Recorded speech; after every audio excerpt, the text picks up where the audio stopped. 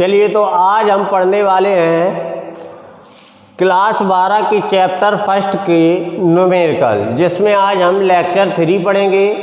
पिछले जो लेक्चर जिसने नहीं देखे हों वो कृपया करके देख ले, फिर इसके बाद इस वीडियो में आए। तो चलिए चलते हैं। क्या है? एक समबाहु त्रिभुज है जिसके 3 कोने हैं ए बी सी। ए पर एक बिंदु आवेश है जिसका मान है 5 माइक्रोकूलम। बी तथा सी के मध्य बिंदु पर विद्युत क्षेत्र की तीव्रता क्या होगी, जबकि त्रिभुज की भुजा 10 सेंटीमीटर है। तो चलिए देखते हैं। बी और सी के मध्य बिंदु डी पर हमें विद्युत क्षेत्र की तीव्रता निकालनी है, जबकि ये 5-5 है। तो हमें सब लोगों को मालूम है ये एक समकोण त्रिभुज है, क्योंकि जब भी समबाहु त्रिभुज में लंब डाला जाता है तो वो हमेशा 90 अंश पे गिरता है, या फिर माध्यिका को मिलाई जाती है, मध्य बिंदु को मिलाया जाता है तो वो हमेशा 90 डिग्री पर गिरता है। तो ये कौन सा त्रिभुज हो गया? समबाहु त्रिभुज। तो यहाँ पे हम देखिए, हमें एंगल मालूम है, कर्ण मालूम है, आधार भी मालूम है, लंब निकालना है, चाहे जो लगा दो। तो चलिए हम लगाते हैं sin 60। तो देखिए sin 60 त्रिभुज कौन से में? त्रिभुज ए बी डी में लगाया हमने sin 60। तो लंब कितना है? ए डी निकालना है। कर्ण कितना है? 10। sin 60 की वैल्यू √3/2 बराबर ए डी अपॉन 10। 2 से काटा 5, तो ए डी की वैल्यू आ गई 5√3। तो चलिए अब ये दूरी हमें मालूम चल गई। 5√3 किस में है? ये सेंटीमीटर में। इसके मीटर बनाएंगे। 5√3 गुणा 10⁻²। ये सेंटीमीटर में थी, ये किस में हो गई? मीटर में हो गई। तो चलिए अब एक ही कारण डी पर क्या निकालते हैं? विद्युत क्षेत्र की तीव्रता। तो किसी बिंदु आवेश के कारण विद्युत क्षेत्र की तीव्रता ई बराबर फॉर्मूला होता है 1/4πε0 Q/r², जहाँ पे हमें मालूम है 1/4πε0 की वैल्यू 9 गुणा 10⁻9, Q की वैल्यू 5 माइक्रोकूलम अर्थात 5 गुणा 10⁻6, R की वैल्यू जे दी है 5√3 गुणा 10⁻²। स्क्वायर है इसलिए 5√3 गुणा 10⁻², 2 टाइम आ जाएगा। तो 1 5 से जे 5 कैंसिल हो गया। यहाँ पे देखते हैं, जे आ जाएगा 5 और जे बनेगा 3, तो 5 दिया 15।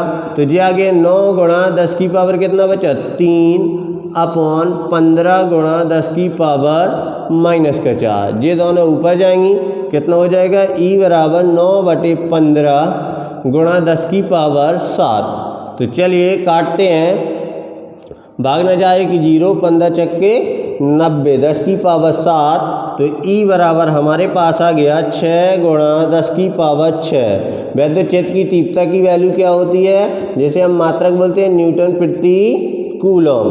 तो चलिए इस न्यूमेरिकल को उतार लीजिए, फिर इसके बाद देखते हैं अगला सवाल। यहाँ पे जहाँ पे भी समझ में ना आया हो वो कमेंट के माध्यम से हमें अवगत करा दे।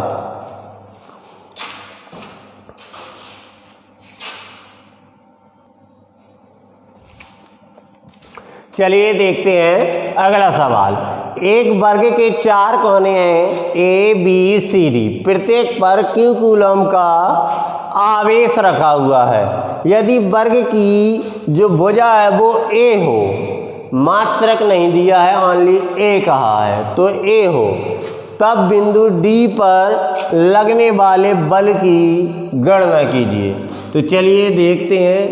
एक वर्ग है जिसके 4 कोने हैं ए बी सी और ये डी। प्रत्येक पर Q कूलम का आवेश रखा हुआ है। तो यहाँ भी Q, यहाँ भी Q, यहाँ भी Q, यहाँ भी Q। अब कह रहा है डी बिंदु पर लगने वाले बल की गणना। तो ए भी डी पर लगाएगा, बी भी डी पर लगाएगा, सी भी डी पर लगाएगा और बी भी डी पर लगाएगा। तो हम देखते हैं कि सबकी भुजा कितनी है? ए। तो ए की डी से दूरी दी हुई है, सी की डी से दूरी दी हुई है, लेकिन बी की नहीं दी है। बी किसका काम कर रही है? बी और डी के बीच की दूरी वर्ग के विकर्ण का। तो चलिए पहले वर्ग का विकर्ण निकालते हैं, उसके बाद हमें अपने आप बी डी मालूम चल जाएगी। फिर अध्यारोपण का सिद्धांत लगाएंगे और आंसर आ जाएगा। तो चलिए पहले निकालते हैं वर्ग का विकर्ण वी डी। बी डी वर्ग का जो विकर्ण होता है वो क्या होता है? भुजा √2। तो भुजा कितनी है? ए, और जी आ गया √2। तो चलिए अब लगाते हैं अध्यारोपण का सिद्धांत। अध्यारोपण का सिद्धांत क्या कहता है कि जब किसी निकाय में अनेक आवेश रखे हों तो उनमें से किसी एक आवेश पर लगने वाला कुल बल उन सभी बिंदु आवेशों के अलग अलग बल के बीजगणितीय योग के बराबर होता है। अर्थात यदि डी पर हमें बल निकालना है तो एफ ए डी ए के कारण बल, एफ सी डी सी के कारण बल और एफ बी डी बी के कारण बल। तो हमें मालूम है कि जो दो बिंदु आवेशों के बल होता है वो कूलॉम के नियम से आता है। तो एफ ए डी, तो कूलॉम का नियम क्या कहलाता है? 1/4 पाई एप्सिलॉन 0 Q1 Q है और Q2 भी Q है। अर्थात Q अपॉन में आर कितनी है? ए डी के बीच की दूरी ए है तो A² plus F C D भी बिल्कुल वही है, इसलिए जे भी वही आ जाएगा Q अपॉन A²। बट देखो बी और डी के बीच की दूरी बदली हुई है, जो कितनी आई अभी निकाली? A√2। तो यहाँ पे दूरी बदल जाएगी, तो 1/4 pi epsilon 0 Q upon A√2 का स्क्वायर। तो देख रहे हैं हम कॉमन क्या आ रहा है? 1/4 pi epsilon 0 Q² upon A²। यहाँ बचा 1, यहाँ बचा 1 और यहाँ कितना बचा? 1/2, क्योंकि √2 का जब वर्ग करेंगे तो 2 आ जाएगा। तो कितना हो गया? 1, 2 और आधा 2.5। 2.5 को कैसे लिखते हैं? 5/2। तो F बराबर 1/4 pi epsilon 0 5Q² upon 2A²। ये आ गया हमारा कुल बल जो डी बिंदु पर लग रहा है। कैसे आया ये? अध्यारोपण के सिद्धांत से। तो अध्यारोपण के सिद्धांत से हमने लगाया कि किसी बिंदु आवेश पर लगने वाला जो बल होता है उस निकाय में अलग अलग आवेशों के बल के योग के बराबर होता है। तो चलिए इसको कॉपी करेंगे, इसके साथ ही देखते हैं अगला सवाल जो वैद्युत द्विध्रुव पर आधारित होगा।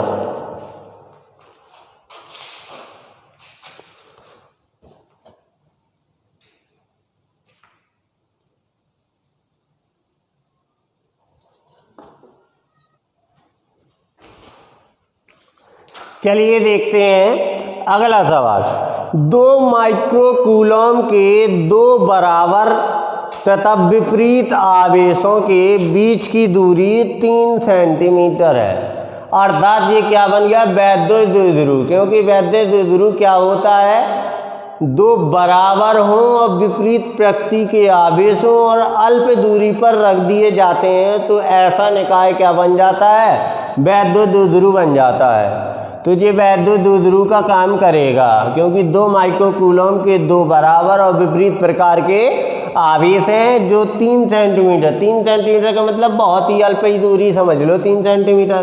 तो चलिए क्या निकालना है? वैद्युत द्विध्रुव का आघूर्ण ज्ञात करना है। तो Q की वैल्यू कितनी है? 2 माइक्रोकूलॉम, अर्थात 2 × 10⁻⁻6 कूलॉम।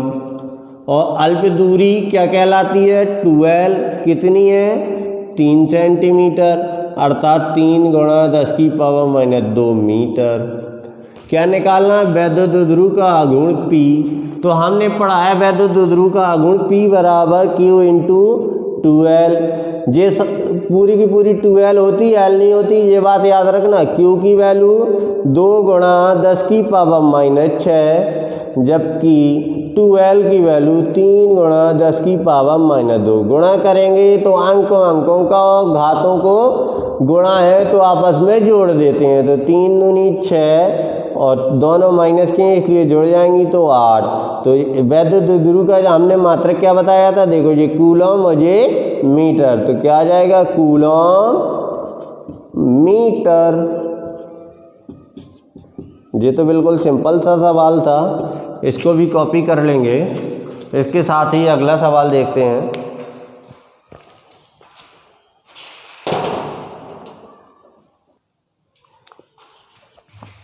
चलिए अगला सवाल क्या कह रहा है, हाइड्रोजन क्लोराइड अणु का जो वैद्युत द्विध्रुव गुण है वो 3.2 गुणा 10 की पावर -3 30 कूलम मीटर है। हाइड्रोजन आयन और क्लोराइड आयन की बीच की अल्प दूरी ज्ञात कीजिए। तो हाइड्रोजन क्लोराइड का जो अणु है तो उसमें कितने कितने इलेक्ट्रॉन होते हैं, एक एक, अर्थात जो Q हो गया वो E हो गया, जिसकी वैल्यू कितनी होती है 1.6 10⁻⁹ कूलम। इसके साथ ही आगे चलते हैं, जो वैद्युत द्विध्रुव गुण दिया है P वो कितना दिया है 3.2 गुणा 10 की पावर -30 कूलम मीटर। क्या निकालना है, बीच की अल्प दूरी 12 बराबर क्वेश्चन मार्क। तो हमें मालूम है P बराबर Q इंटू 12, तो जो 12 बराबर निकल के आएगा वो आएगा P/Q। P की वैल्यू कितनी दी है 3.2 गुणा 10 की पावर -30 और अपॉन में E की वैल्यू 1.6 10⁻⁻19। ये काटेंगे 2 बार, जी ऊपर जाएगी कितनी पावर बचेगी -11, तो 2 गुणा 10 की पावर -11 मीटर। चलिए इसको भी कॉपी कर लीजिए, ये भी सिंपल था। इसके साथ ही अगला और लास्ट सवाल देखते हैं।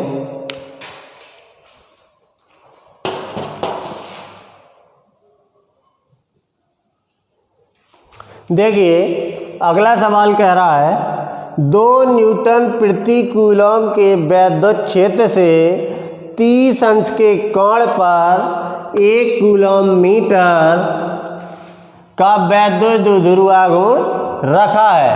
वैद्युत द्विध्रुव पर लगने वाला बल युग्म का गुण। एक बात याद रखना, सबसे ज़्यादा कंफ्यूजिंग होती है कि हमें वैद्युत द्विध्रुव का गुण निकालना है कि वैद्युत द्विध्रुव का बल गुण निकालना है। तो याद रखना जब भी वैद्युत द्विध्रुव का बल गुण निकालना होगा तो उसमें बल शब्द जरूर दिया रहेगा, जिससे हमें पता चल जाएगा कि हमें क्या निकालना है, टाउ निकालना है, अर्थात बल युग्म का आघूर्ण निकालना है। तो चलिए देखते हैं 2 न्यूटन प्रति कूलम के वैद्युत क्षेत्र से, अर्थात E बराबर 2 न्यूटन प्रति कूलम। और देखते हैं थीटा जो है वो 30 अंश का दिया है कोण, और जो बल युग्म का गुण जो वैद्युत द्विध्रुव गुण है P वो 1 कूलम मीटर दिया है।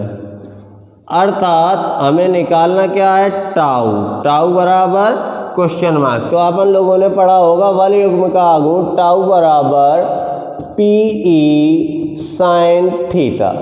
तो P की वैल्यू 1 है, E की वैल्यू 2 है और साइन 30 की वैल्यू कितनी होती है 1/2, 2 से 2 कैंसल, 1 आया।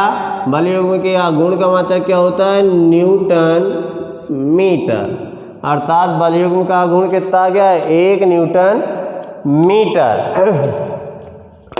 इसी के साथ ये क्लास समाप्त होती है और आप लोगों को एक महत्वपूर्ण संदेश है कि अब मैं सवाल नहीं लगवाऊंगा। इस चैप्टर के सारे जो अलग अलग टाइप के थे मैंने सारे के सारे बता दिए हैं। फिर भी यदि तुम्हें कुछ सवाल ना बन रहे हो तो व्हाट्सएप ग्रुप के माध्यम से हमें सेंड कर दें, तो या तो हम उसकी एक और वीडियो क्लिप बना के भेज देंगे, या यदि कम सवाल होंगे तो वहीं पे सॉल्व करके भेज देंगे। और जो कल से है वो अगला चैप्टर चलेगा, चैप्टर नंबर 2, जिसका नाम होगा वैद्युत विभव। जिसमें हम वैद्युत विभव के बारे में अच्छे से पढ़ेंगे और सब लोग नोट बनाते रहिएगा, क्योंकि दोबारा ये पढ़ाया नहीं जाएगा। जो अभी तुम्हें ऑनलाइन क्लासों के माध्यम से पढ़ाया जाता है वो अब तुम्हें दोबारा नहीं पढ़ाया जाएगा। इस भ्रम में मत रहिएगा कि अभी तो ऑनलाइन क्लास चल रही है, इसके बाद दोबारा पढ़ाया जाएगा। ठीक है, क्योंकि समय बहुत कम रह गया है। कोविड-19 के कारण जो कोर्स में थी थोड़ी बहुत गिरावट आई है, लेकिन समय उतना ही लगना है, इसलिए अभी से क्लासें चलाना चालू कर दी हैं। कल से लेसन 2 चलेगा, जिसमें थ्योरी बेस मिलेगी और आप लोग नोट ले लीजिएगा। उसमें मैं PDF के माध्यम से आप लोगों को लिखा लिखाया नोट प्रोवाइड करा दूंगा, जिससे आप लोग कॉपी करके अपना विधिवत तरीके से नोट बना लेना। फिर हम ऐसे ही आगे चलते रहेंगे जब तक सरकार का कोई ना कोई संदेश नहीं आ जाता है स्कूल खोलने के माध्यम से। तो चलिए, आज की वीडियो यहीं पे समाप्त होती है। नमस्कार।